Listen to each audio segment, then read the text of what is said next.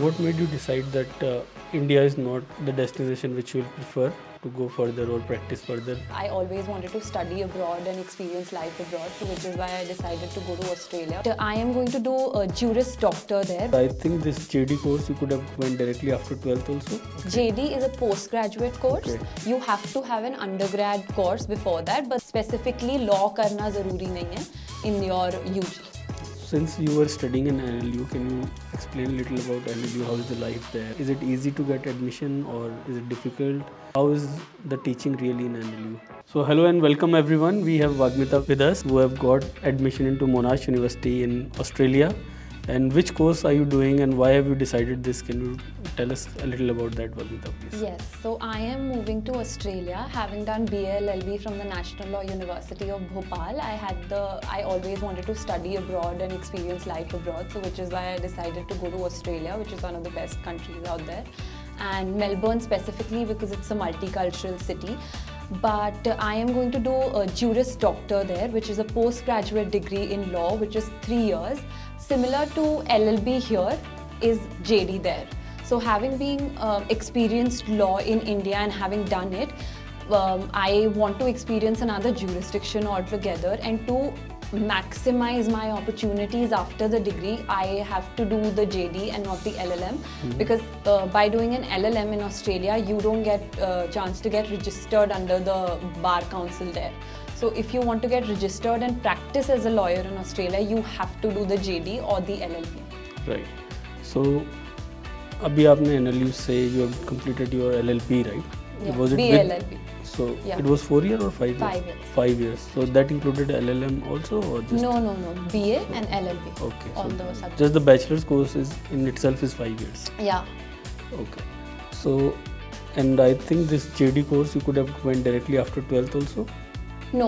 Okay. JD is a postgraduate course. Okay. You have to have an undergrad course before that, but that undergrad can be in any of the Any departments. stream. So suppose you've done BA or suppose any other degree, you can go for JD after that. Specifically, law karna zaruri nahi hai in your UG. Okay. And since you were studying in NLU, can you explain a little about NLU? How is the life there? And Yeah. the admission, especially those who are looking after 12th, like is it easy to get admission or is it difficult? And what are the career perspectives after that? And how is the teaching really in NLU? Yeah, so I'll tell you, after 12th, I decided to give the CLAT examination, which is the All India Examination of Law, which happens. And for that, there are various coaching institutes in Jaipur, Jodhpur, and other cities as well, since all of my friends had done coaching. I'd say that to get into an NLU, there are ample of opportunities for one after 12th. If you want to do an integrated study during your 11th and 12th and go to the coaching institute and study, that is possible. If you want to take a drop year, which is like me, I took a drop year and then study, that is possible. And since these coaching institutes are so well informed and well versed with what CLAT is all about, I wouldn't say it's a cakewalk, but it's fairly easy if you work with them and work hard with them. Right. So what do you suggest? Going with 11th and 12th or taking a break for a year? See, I took a break for 1 year, so I'd say if you want to, you can do that. But if you realize that you want to become a lawyer well within your 11th standard, then I think 11th and 12th also, because a lot of people in my college also had done it during their 11th and 12th. And 2 years is a sufficient amount of time to prepare for CLAT. Right. And how was the study and how was your experience at NLU? At NLU, the opportunities they provide you are tremendous. They're great. They're really good opportunities. If you work hard and remain in the top few students, top like even 20 students of your batch, you have a very good chance of supporting your life luxuriously after college, I'd say, and you can get placed in the best firms of India, tier 1 or tier 2 firms. That is a great option. Other than that, a lot of my friends wanted to practice as independent lawyers also.